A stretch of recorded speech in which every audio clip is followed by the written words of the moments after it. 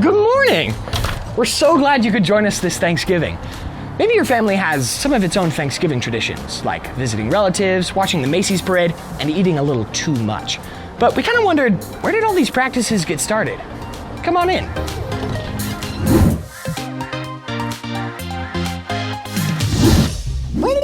For example, why do people snap the wishbone after dinner? It probably began with the ancient Romans, who considered birds to be holy creatures from the gods, and their divine power could be found in their bones, especially the Y-shaped breastbone. They would leave the bones out on the street to dry, and a passerby would pick one up and make a wish. Now I know what you're thinking, but why do we break them? One idea involves Peter Tate, who wrote Flights of Fancy, a book about birds. He says that the wishbone used to be called Merry Thought in medieval Europe. People started breaking them at a festival called St. Martin's Day. Funny enough, St. Martin's Day is in November too, and they have a tradition of eating duck or goose. Sounds a little familiar to me. Ow! Ooh, that's hot. Ow, ow, ow, ow, ow, ow. How about this? The traditional presidential turkey pardon. The first president to make it an official tradition was George H.W. Bush. Some historians say giving the turkey a break goes back to Abraham Lincoln. Once, when his family was given a turkey, Lincoln's son Tad kept it as a pet and named it Jack.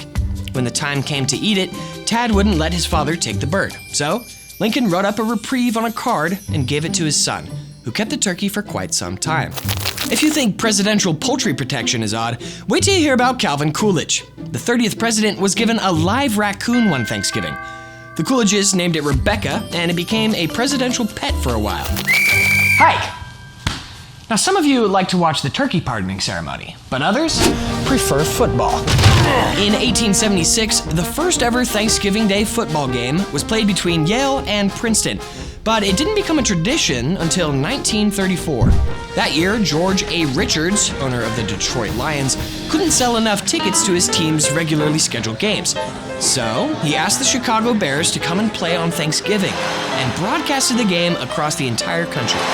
The stadium was packed, and it has been a tradition ever since. Actually, games and sports on Thanksgiving can be traced all the way back to Plymouth. During 3 days of feasting by the Pilgrims and the natives, the men competed in shooting and various games that may have even included tug-of-war. We were broken and not sure how this worked, and called Samaritan, and they said, "You just go have that baby. You leave the rest to us."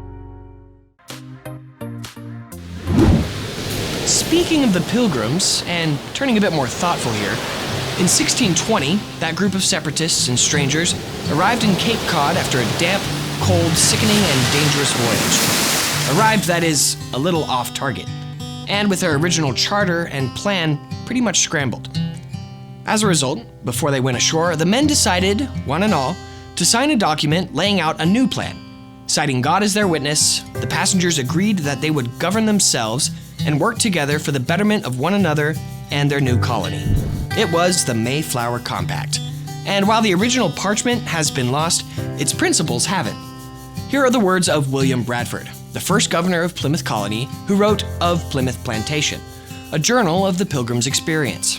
"And by virtue hereof to enact, constitute, and frame such just and equal laws, ordinances, acts, constitutions, and offices from time to time, as shall be thought most meet and convenient for the general good of the colony, unto which we promise all due submission and obedience." If your ear can sort out the old-fashioned way of speaking, you might recognize the echo of an idea found in another historic document. We, the people of the United States, in order to form a more perfect union, establish justice, ensure domestic tranquility, provide for the common defense, promote the general welfare, and secure the blessings of liberty to ourselves and our posterity, do ordain and establish this Constitution for the United States of America. The Mayflower Compact was really a stepping stone on the way to the U.S. Constitution 167 years later. It makes sense when you think about it. You see, despite terrible hardships, for the most part, Pilgrims actually did abide by their promise to govern themselves for their mutual benefit. And maybe that's why Pilgrim descendants, a century and a half later, were more than a little miffed when they saw their rights and autonomy being disregarded and taken away by the King of England. The words of the Declaration of Independence make that very clear, and the U.S. Constitution itself could be considered a more refined version of the Mayflower Compact. Back to William Bradford's journal. You might be interested to find how often he describes the Pilgrims giving thanks. You might also find it unusual that they were giving thanks right in the middle of severe suffering. Then again, maybe that shouldn't be surprising. They were, after all, followers of Christ. And 1 Thessalonians 5:18 does say, "Give thanks in all circumstances." I'm Nick Jensen, for the entire World Watch team, with the words of the psalmist, wishing you and yours a happy Thanksgiving. O come, let us sing unto the Lord. Let us heartily rejoice in the strength of our salvation. Let us come before his presence with thanksgiving, and show ourselves glad in him with psalms. For the Lord is a great God, and a great King above all gods.